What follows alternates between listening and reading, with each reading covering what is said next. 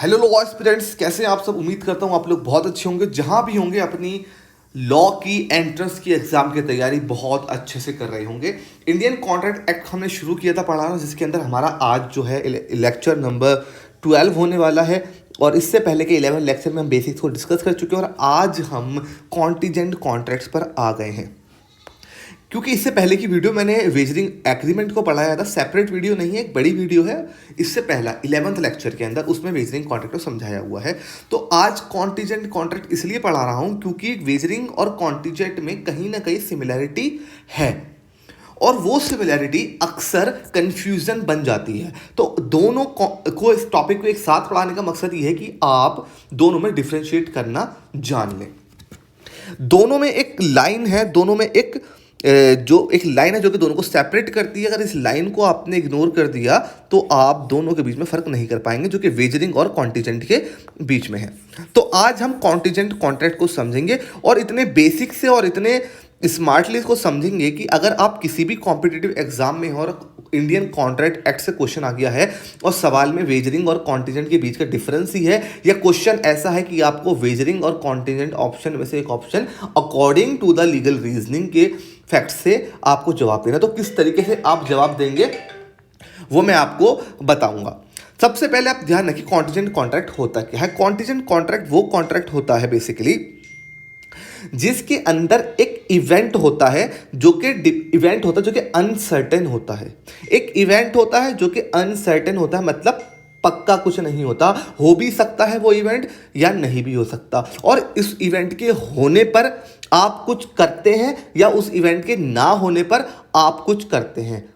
तो जो करना या ना करना एक इवेंट के होने या ना होने पर डिपेंड हो उसको कॉन्टीजेंट कॉन्ट्रैक्ट कहते हैं। कॉन्टीजेंट कॉन्ट्रैक्ट, जैसे एग्जांपल लीजिए कॉन्टीजेंट कॉन्ट्रैक्ट का, जैसे एक व्यक्ति है, बी एक व्यक्ति है और इन दोनों के बीच में एक एग्रीमेंट होता है, कॉन्ट्रैक्ट होता है कि मैं आपको 1 साल के लिए वीट प्रोवाइड करूंगा। और इन दोनों का क्या होता है, और आप मुझे 1 साल के जो मैंने आपको रेट बताए हैं उसके जो 1 साल का जो आपका वीट का पूरा रेट होगा, या पूरा क्या इसको कहें कि जो भी हमारा इसका हिसाब बैठेगा वो 6 महीने का हिसाब आप मुझे पहले ही महीने दे देंगे। ये इनका एक कॉन्ट्रैक्ट उन्होंने बनाया और उसके अंदर ये बात इन्होंने लिखी कि अगर कोई डिफ़ॉल्ट होता है बी के पार्ट पे अगर कोई डिफ़ॉल्ट होता है तो जो पैसे बी ने जमा किए हुए हैं ना 6 महीने के, वो ए फॉरफिट कर लेगा। तो आप ये बताइए अब मुझे कि जो अगर डिफ़ॉल्ट होता है तो डिफ़ॉल्ट होना मतलब बी के पार्ट पे कोई गड़बड़ी होना एक अनसर्टेन इवेंट है। अनसर्टेन इवेंट है कि गड़बड़ी हो भी सकती है, ये नहीं भी, अगर नहीं होगी तो कॉन्ट्रैक्ट मस्त चलता रहेगा 1 साल के लिए। और अगर कोई गड़बड़ी होगी, डिफ़ॉल्ट होगा, तो जो पैसे दिए हैं वो फॉरफिट कर ली जाएंगे ए द्वारा। तो इवेंट अनसर्टेन है, मतलब default on the part of B के पार्ट पे जो डिफॉल्ट है वो अनसर्टेन इवेंट है। और अगर ये इवेंट होता है जो कि कॉन्ट्रैक्ट में डिस्कस किया गया है कि अगर ऐसा हो, इवेंट अनसर्टेन है, पक्का नहीं है कि डिफॉल्ट करेगा बी या नहीं, लेकिन हमने बता रखी है बात, अगर डिफॉल्ट करता है तो पैसे फॉरफिट कर लिए जाएंगे, पैसे वापस नहीं किए जाएंगे 6 महीने के भी आपको। जैसे आपने पहले महीने डिफॉल्ट कर दिया तो आपको जो 6 महीने का दिया है आपको वो वापस नहीं किया जाएगा। तो जैसा मैंने आपको बताया था, अनसर्टेन इवेंट पे कुछ करना एक्ट करना डिपेंड हो, कुछ करना या ना करना डिपेंड हो। अब इस जो हमने डिस्कस किए प्रोपोजिशन, इसमें क्या हो रहा है, अगर अनसर्टेन इवेंट होता है जैसा कॉन्ट्रैक्ट में डिस्कस किया गया है तो पैसे जो हैं वो फॉरफिट कर लिए जाएंगे। एक्ट करेगा ए, बेसिकली फॉरफिट करना एक एक्ट ही माना जाएगा, इसमें ओमिशन तो है नहीं, एक एक्ट ही है जो कि ए हड़प लेगा, मतलब ए उसके पैसे रख लेगा, वापस नहीं करेगा। तो बेसिकली ये सब चीज़ें जो ये कॉन्ट्रैक्ट है ये कॉन्टीजेंट कॉन्ट्रैक्ट माना जाएगा। कॉन्टीजेंट कॉन्ट्रैक्ट माना जाएगा क्योंकि इसके अंदर जो चीज़ है वो अनसर्टेन इवेंट पे डिपेंड है और अनसर्टेन इवेंट पे कुछ करना या ना करना डिपेंड है। अगर अनसर्टेन इवेंट होता है, डिफॉल्ट होता है, तो पैसे फॉरफिट कर लिए जाएंगे वरना नहीं किए जाएंगे। तो पहचानेंगे कैसे एक पर्टिकुलर कॉन्ट्रैक्ट कॉन्टीजेंट कॉन्ट्रैक्ट है या नहीं, आप ये बात ध्यान रखिए। 2 रूल मैं आपको बता रहा हूँ। पहला रूल, हमेशा कॉन्टीजेंट कॉन्ट्रैक्ट के अंदर इफ प्लस अनसर्टेन इवेंट होगा, अनसर्टेन इवेंट जिसको हम कोलैटरल भी कहते हैं, कोलैटरल इवेंट भी कहते हैं, जो कि मेन एग्रीमेंट में नहीं है। मेन एग्रीमेंट जो होता है वो दूसरा होता है, उनके अंदर एक बात लिखी होती है, जैसे कि मेन एग्रीमेंट इनका क्या है कि आपको हम गेहूं देंगे, आपको मुझे पैसे देने और 6 महीने के पैसे आप मुझे एडवांस में दे देंगे, और अगर तो ये इनका मेन एग्रीमेंट है। अब जो ये बात हो रही है कि अगर आप कुछ गड़बड़ करते हैं तो सेंटेंस शुरू हो रहा है अगर, अगर इफ, तो इफ के बाद जो अनसर्टेन इवेंट बताएंगे, ये इफ के बाद जो कोलैटरल इवेंट है वो कॉन्टिजेंट कॉन्ट्रैक्ट की पहली क्राइटेरिया है। क्या है पहला क्राइटेरिया? अगर बी कोई डिफॉल्ट करता है तो डिफॉल्ट करना क्या है? कोलैटरल इवेंट है, मतलब मेन एग्रीमेंट नहीं है लेकिन उससे जुड़ा हुआ है और अनसर्टेन है। अगर डिफॉल्ट होता है तो मतलब डिफॉल्ट नहीं भी हो सकता है, तो मतलब अनसर्टेनिटी पूरी है। दूसरा क्या है? कोलैटरल है, मतलब डिफॉल्ट करना मेन एग्रीमेंट नहीं है, मेन एग्रीमेंट है गेहूं का, तो गेहूं के कॉन्ट्रैक्ट से जुड़ा हुआ एक कॉन्ट्रैक्ट हो रहा है जो कि कोलैटरल है। इवेंट जो है वो कोलैटरल है, मतलब मेन नहीं है लेकिन जुड़ा हुआ है। तो पहला क्राइटेरिया इफ, चेक करो कहीं ना कहीं क्वेश्चन में इफ का और इसका सेंस तो नहीं है। अगर इसका पहले वाले का सेंस है तो समझो पहला पॉइंट पूरा हो गया। अब दूसरा पॉइंट क्या है जो हम कॉन्टिजेंट कॉन्ट्रैक्ट को वेजरिंग कॉन्ट्रैक्ट से डिफरेंट करता है, वो है रेसिप्रोकलिटी। रेसिप्रोकल, रेसिप्रोकल मतलब दो लोग आमने सामने बात कर रहे होते हैं। इसके अंदर कॉन्टिजेंट कॉन्ट्रैक्ट के अंदर जो होता है नो रेसिप्रोकलिटी होती है, कोई रेसिप्रोकल नहीं होता है। नो रेसिप्रोकल,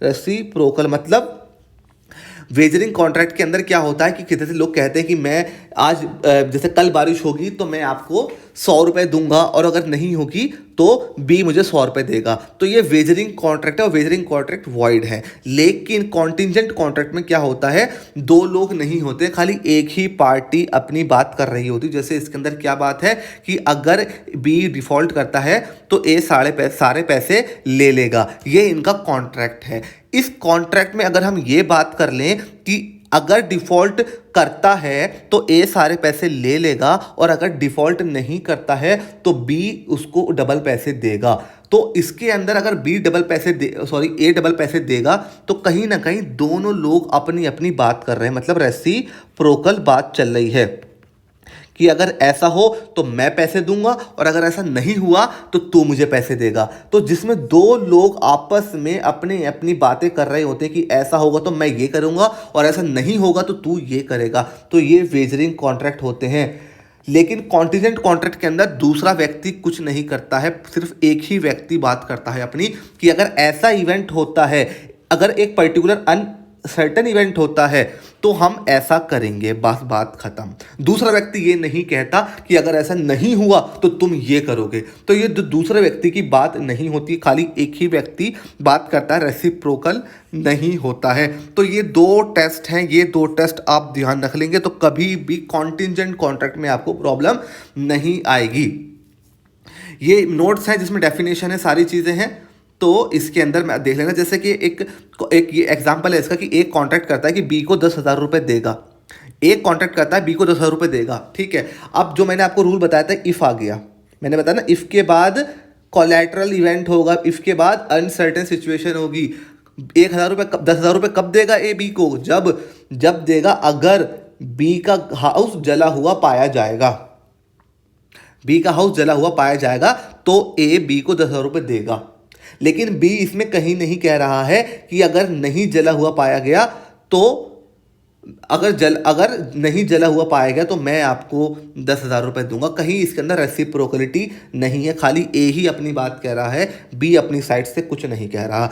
एक टेस्ट पास हो गया, दूसरा टेस्ट भी पास हो गया। इफ प्लस इंसिडेंटल सिचुएशन है, कोलैटरल सिचुएशन है, अनसर्टेन इवेंट है कि जला हुआ हो भी सकता है नहीं भी हो सकता। दूसरा क्या है? बी अपनी एंड से कुछ नहीं बोल रहा है, खाली ए ही बोल रहा है, तो ये कॉन्टिजेंट कॉन्ट्रैक्ट है, कोई रेसिप्रोकलिटी नहीं है और कोलैटरल सिचुएशन है अपनी इफ के बाद। ऐसे ही एक कॉन्ट्रैक्ट है, ये थोड़ा कॉम्प्लिकेटेड, इसको ध्यान देना। ए बी से कहता है, ए व्यक्ति है बी से कहता है कि एम को लोन दे दो। ए है बी से कहता है एम को लोन दे दो और प्रॉमिस करता है कि अगर ये बी एम जो है एम जिसको आप लोन दे रहे हो वो पैसे वापस नहीं करता तो मैं पैसे वापस कर दूंगा। तो अब हमें क्या टेस्ट लगाना है यहाँ पे, पहले देखना है पहला रूल, इफ के बाद एक कोलेटरल सिचुएशन। तो ये रहा if plus if M does not return in time, मतलब कोलेटरल है मतलब अनसर्टेन है। If M does not return in time मतलब अगर टाइम में नहीं देता, मतलब दे भी सकता है नहीं भी दे सकता। तो इफ प्लस अनसर्टेन है, कोलेटरल इवेंट है। मेन कॉन्ट्रैक्ट तो पैसा लौटाने वाला है पर ये कोलेटरल है, उससे जुड़ा हुआ एक बात है। तो कोलेटरल है, अनसर्टेन है। दूसरा क्या है, इसमें कहीं भी ये बात नहीं बोली जा रही कि अगर एम पैसे टाइम में दे देता है तो मैं आपको डबल पैसे दूंगा। मतलब दो लोग बात नहीं कर रहे हैं, खाली ए ही बोल रहा है कि आप एम को पैसे दे दो और अगर एम नहीं दे पाता है तो मैं दे दूंगा उसके पैसे। अगर एम आपके पैसे वापस नहीं कर पाता है तो मैं वापस कर दूंगा। इसमें कहीं नहीं लिखा कि अगर एम पैसे वक्त पे वापस कर देगा तो आप मुझे पैसे देंगे। तो नो रेसिप्रोकलिटी है पहला टेस्ट, इसमें नहीं है। दूसरा टेस्ट भी इसमें, मतलब दूसरा टेस्ट में है, पहले टेस्ट भी इसके अंदर, मतलब ये कॉन्टीजेंट कॉन्ट्रैक्ट है। जैसे एक ये है, जैसे ये आपसे कह रहे हैं कि अगर आपको ये 10,000 रुपये देंगे, अगर आपको ये 10,000 रुपये देंगे, इनका आपका एक एग्रीमेंट है कि आपको एंट्रेंस एग्जामिनेशन जिस भी लॉ का आप क्रैक करना चाहते हैं वो आप क्रैक करेंगे। ये आप दोनों का एक कॉन्ट्रैक्ट हुआ है, ये मेन कॉन्ट्रैक्ट है। अब उसके बाद आप चेक करेंगे अपना कॉन्टीजेंट वाला टेस्ट। टेस्ट क्या है, इफ़, ठीक है, इफ़ आ गया। प्लस क्या है, if you crack your desires law entrance exam, क्या है, अगर आप अपना लॉ एंट्रेंस एग्जाम जिसकी भी आप तैयारी कर रहे हैं क्रैक करते हैं तो हम आपको 10,000 रुपये देंगे। मतलब आपसे क्रैक नहीं भी हो सकता। दोनों सिचुएशन है, इफ प्लस अनसर्टेन सिचुएशन है और कोलैटरल है। कोलैटरल का मतलब क्या होता है, मेन एग्रीमेंट है उससे जुड़ा हुआ, मतलब मेन क्या है, आपको क्रैक करना है। जैसे मैंने कहा यहाँ पे मेन एग्रीमेंट क्या है कि ये आपको 10,000 रुपये देगा। कोलैटरल क्या है, अगर हाउस जला हुआ पाया गया, ये इसमें कोलैटरल है। जैसे हम इसमें हम आपको 1 साल के लिए गेहूं प्रोवाइड करेंगे, ये इनका मेन एग्रीमेंट है। कोलैटरल क्या है कि अगर आपने कुछ डिफॉल्ट किया तो जो मेन एग्रीमेंट से जुड़ा हुआ एक एग्रीमेंट साथ साथ में हो रहा है वो कॉन्टीजेंट इसको बना रहा है। तो इफ के बाद यहाँ पे सिचुएशन अनसर्टेन है, कोलैटरल है। दूसरा टेस्ट क्या है इसके अंदर कि इसमें कहीं नहीं लिखा कि अगर आपने क्रैक कर लिया तो आपको, अगर मैंने क्रैक कर लिया, मैंने क्रैक नहीं किया, इसमें ये कहीं नहीं बोल रहे कि अगर मैंने क्रैक नहीं किया तो आपको मुझे 10,000 रुपये देने पड़ेंगे। मतलब एक ही व्यक्ति है, नो रेसिप्रोकलिटी, कोई रेसिप्रोकल इसमें नहीं है कुछ भी। तो जिसमें रेसिप्रोकल नहीं हो और जिसमें जो मैंने टेस्ट बताया ये दोनों टेस्ट एग्जिस्ट करते हो तो समझो कॉन्ट्रैक्ट वेजरिंग नहीं कॉन्टीजेंट है। हाँ, एक बात आप ध्यान रखना, वेजरिंग कॉन्ट्रैक्ट में ये सिचुएशन एग्जिस्ट कर सकती है लेकिन ये सिचुएशन कभी एग्जिस्ट नहीं करेगी। वेजरिंग कॉन्ट्रैक्ट के अंदर हमेशा रेसिप्रोकलिटी होती है, कभी भी जो हमारी रेसिप्रोकलिटी है वो हमेशा वेजरिंग में होगी लेकिन कॉन्टीनेंट में नहीं होती। जैसे कि एग्जांपल है, ए प्रॉमिस करता है 50,000 रुपये देगा बी को, ए प्रॉमिस करता है बी को 50,000 देगा, ठीक है, देगा, ठीक है। क्यों देगा, पहले आगे टेस्ट इफ वाला, if plus it rains on first day of the month of the next month, मतलब अगले महीने की पहली तारीख पे बारिश होगी तो मतलब बारिश नहीं भी हो सकती, अनसर्टेनिटी है।